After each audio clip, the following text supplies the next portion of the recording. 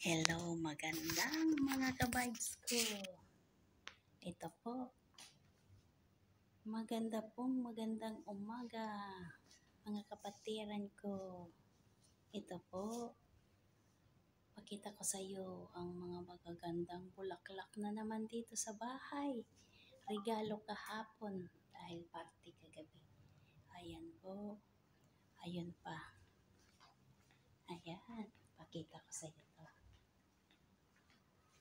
Sobrang gaganda talaga. Ang ganda ng pagkakaayos nila para sa party kahapon, kagabi. Ayan. Ito, di ko na tinanggal yung cover. At ito ang pinaka-special kong bulaklak.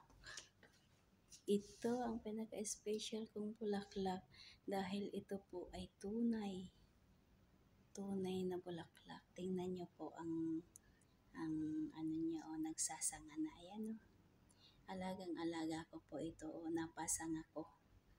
Ayan, dadami ulit sila. Ito po ang halaman kong alaga dito. Pinakamamahal ko. At napakaganda ng bulaklak niya. Ang tagal-tagal pong matanggal. Ang tagal-tagal malanta ng mga bulaklak na to. Grabe, buwan ang aabutin bago siya maglaglagan. Ganda-ganda.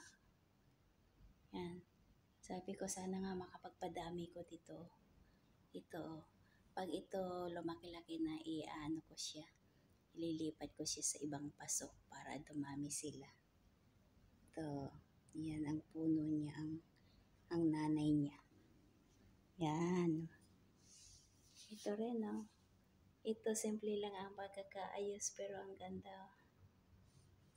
At may kasama pa siyang tsokolate. Ayan.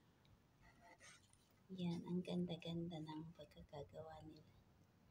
Kung sa atin sa Pinas, ang mamahal siguro ng mga to. Ayan. Kaya lang sa Pinas naman, iba naman kapag pinadalhan ka ng bulaklak. Iba ang ibig sabihin pag dating sa mga ganitong ayos na bulaklak. Alam nyo na po yun, di ba? Okay, sige na. Bye-bye. Magandang umaga lang sa inyong lahat. God bless us.